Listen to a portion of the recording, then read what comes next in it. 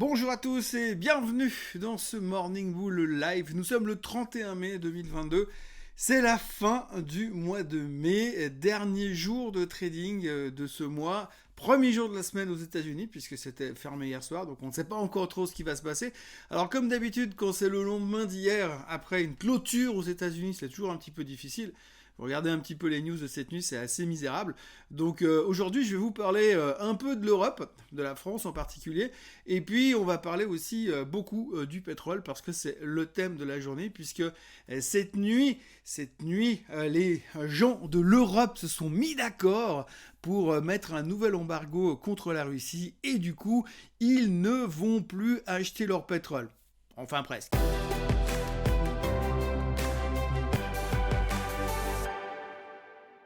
Alors tout d'abord l'Europe hier, puisque forcément les États s'étaient fermés, donc l'Europe continue de surfer sur la vague de la Chine. Pourquoi surfer sur la vague de la Chine? Parce que la Chine n'arrête pas d'annoncer des nouvelles mesures, des intentions de relancer leur économie, puisqu'ils sont dans le pâté depuis un moment à cause des confinements, à cause du Covid, etc. etc. Le Premier ministre chinois a même déclaré hier que jamais depuis la pandémie de 2020, eh bien, la Chine avait été en telle difficulté économique, donc c'est même pire que la crise du pangolin et de la chauve-souris en mars 2020. Donc du coup, eh bien, ils annoncent plein de mesures, des trains de mesures dans tous les sens. Et la semaine dernière, ils ont baissé les taux, ils ont annoncé qu'ils allaient aider les entreprises. Maintenant, ils sont en train d'annoncer qu'ils vont stimuler et lancer de plus en plus d'autorisations immobilières pour lancer des programmes de construction. Alors c'est marrant parce que il y a 12 000 reportages qui passent à la télé régulièrement sur M6, sur TF1, comme quoi il y a plein de villes qui sont vides complètement avec des immeubles vides en Chine, mais ils vont relancer des nouveaux plans de construction. Alors je rappelle quand même qu'il y a 6-7 mois en arrière, on était en mode panique totale parce qu'il se pourrait qu'Evergrande fasse faillite. Vous vous souvenez d'Evergrande? On parlait que de ça. Ça a complètement disparu des médias. Ils étaient au bord du gouffre, mais là c'est bon les gars, on peut reconstruire de nouveau. Allez-y, c'est pas grave, on s'en fout. Le surendettement, l'endettement, c'est égal, c'est pas un problème. Il faut relancer l'économie par tous les moyens. Ils vont également augmenter le quota de voitures privées en Chine. Ils vont également donner des subventions pour les voitures électriques. Bref, ils sont en train de tout faire pour relancer l'économie. Et alors ça a un côté très pervers parce qu'ils augmentent tous les soutiens possibles pour relancer l'économie chinoise. Et de l'autre côté, eh bien, c'est la France qui cartonne. C'est la France qui cartonne parce que finalement, hier, il y a eu un gros rush sur le luxe. D'ailleurs, il y a un gros rush sur le luxe depuis 3 jours. Depuis que la Chine dit « Nous, on va relancer l'économie », à chaque fois que le Premier ministre chinois vient dire « On va relancer l'économie », boum, le luxe reprend 3, 4, 5%. Alors, c'est le cas pour Kering, c'est le cas pour LVMH, c'est le cas pour Hermès, c'est le cas pour Cointreau, même pour Interparfum hier en France. Donc du coup, tout le secteur luxe est en train de repartir. Même Richemont en Suisse repartait à cause de la thématique du secteur luxe parce que la Chine va repartir. Donc on dirait que dès que la Chine sera complètement repartie, ils vont mettre tous les Chinois dans des charters pour les envoyer en France et pour aller faire la queue devant les boutiques de luxe sur les Champs-Élysées. En attendant, ce matin, la Chine a quand même publié son PMI, donc le Purchasing Manager Index en Chine. Grosso modo, le mois dernier, il était à 47 et des poussières, il est sorti à 49,7 ce matin. Alors, c'est mieux que le mois dernier, donc il y a une amélioration, ça c'est positif. Forcément, entre la Chine complètement fermée et la Chine à moitié ouverte, eh bien, ça redonne un petit peu de dynamisme. En tous les cas, pour le mois de mai, le chiffre est sorti à 49,7. Mais attention, la différence entre la croissance et la décroissance, ça se fait sur la ligne des 50, bien évidemment. Donc pour l'instant, on est toujours en décroissance sur la Chine. Et quand on sera repassé au-dessus des 50, on pourra recommencer à parler d'éventuellement qu'il y ait quelque part un peu de croissance en Chine. Donc ça, c'est les chiffres effectifs. Alors on peut le prendre bien ou on peut le prendre mal. Si on le prend bien, on se dira, oui, bah alors du coup, comme ils sont encore en décroissance, le gouvernement va encore lancer de nouvelles aides.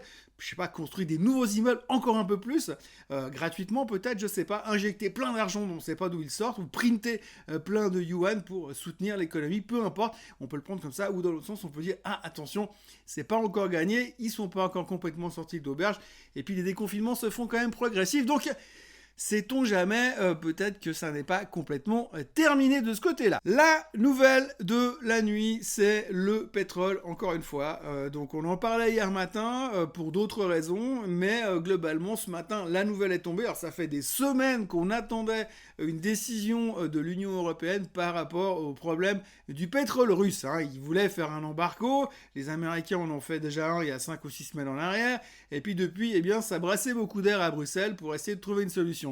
Ils ont trouvé un compromis. Il faut noter que la Hongrie n'était pas super chaud bouillant pour couper les importations de pétrole parce qu'ils ont un petit peu besoin aussi au niveau du gaz. Donc du coup, ça prenait du temps pour trouver une solution. Ils ont trouvé un compromis finalement hier. Alors on va dire que globalement, l'embargo est en place. Le but, c'est qu'à terme, à la fin de l'année, plus de 90% des importations auront disparu, seront sous embargo. Il ne restera plus qu'une bricole quelque part juste pour toucher des commissions à droite à gauche, mais peu importe. Enfin, surtout le principe, c'est qu'ils vont vraiment couper massivement les choses. Mais alors, si on regarde un petit peu dans le détail, ça va se faire quand même gentiment, parce qu'il ne faut pas trop pousser dans l'autre sens. Eh bien, dans un premier temps, c'est tous les transports par bateau seront donc interdits.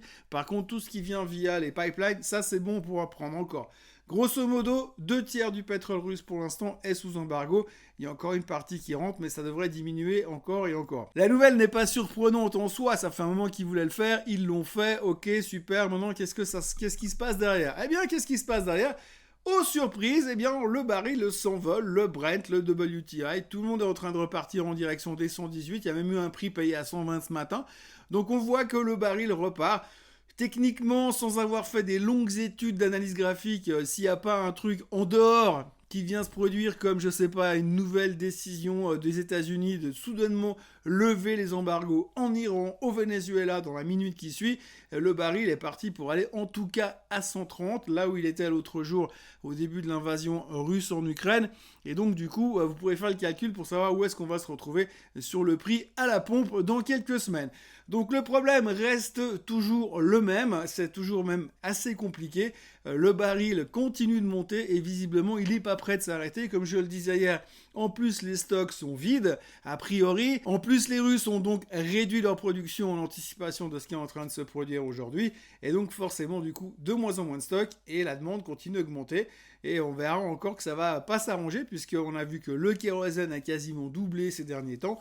Et puis souvenez-vous aussi à combien on payait notre essence il y a encore une année en arrière et ça vous donne une bonne indication de ce que ça peut avoir comme impact sur l'inflation réelle finalement et le pouvoir d'achat de tout un chacun.